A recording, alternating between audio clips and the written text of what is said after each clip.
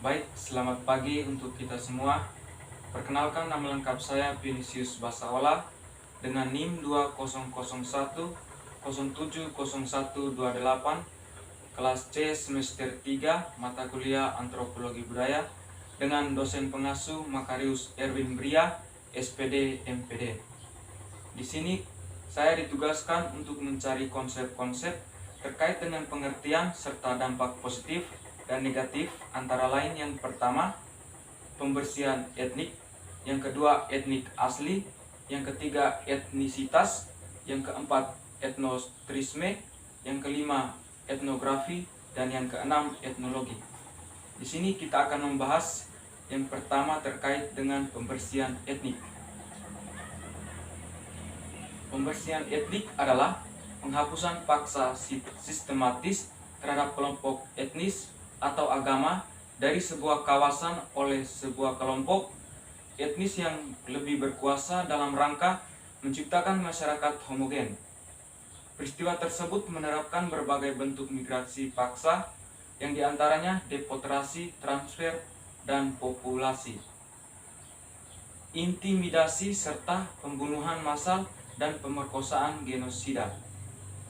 Pembersihan etnik biasanya disertai dengan upaya penghapusan bukti fisik dan kebudayaan dari kelompok yang ditargetkan dalam kawasan tersebut melalui penghancuran rumah, pusat sosial, kebun, dan infrastruktur, dan dengan penodaan monumen, pemakaman, dan tempat ibadah. Dengan pembersihan etnik seperti ini, kita dapat melihat dari dampak positif dan negatif. Yang pertama, kita lihat dari dampak positif. Seperti yang kita ketahui bersama, bahwa keberagaman masyarakat di Indonesia memiliki dampak positif sekaligus dengan dampak negatif dari diri sendiri, masyarakat, bangsa, dan negara. Dampak positifnya seperti keberagaman bisa memberikan manfaat bagi perkembangan dan kemajuan. Sedangkan dampak negatifnya dapat mengakibatkan ketidakharmonisan, bahkan perpecahan bangsa dan negara. Yang berikut, etnik asli. Indigeus atau penduduk asli dalam hal ini khusus mengacu pada penduduk pribumi di sebuah wilayah dan cara hidup mereka. Pribumi di sebuah wilayah adalah masyarakat yang merupakan keturunan penduduk awal dari suatu tempat dan telah membangun kebudayaannya di tempat tersebut dengan status asli sebagai kelompok etnis yang bukan pendatang dari daerah lainnya. Dampak positif dan negatifnya.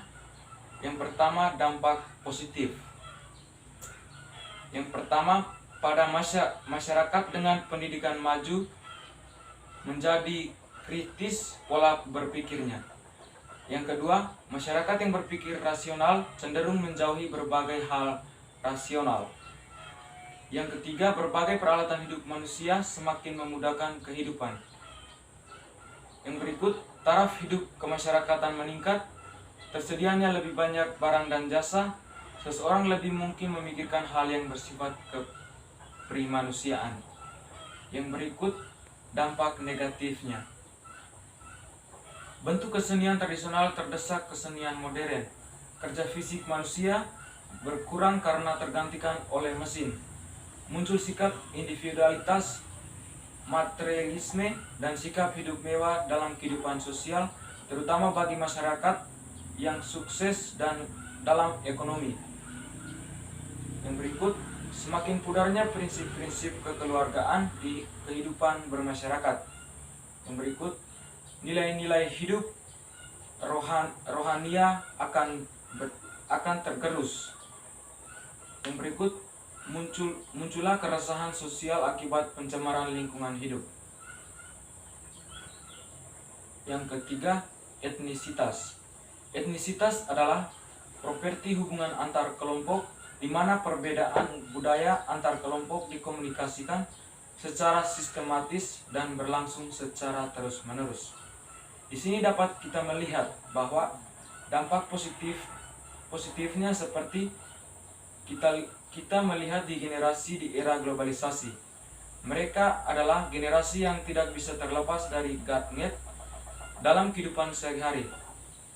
Keberadaan GATNet memiliki dampak positif dan negatif. Yang pertama, dampak positif. Antara lain, memudahkan komunikasi, memudahkan akses informasi, mendekatkan jarak yang jauh, dan lain sebagainya.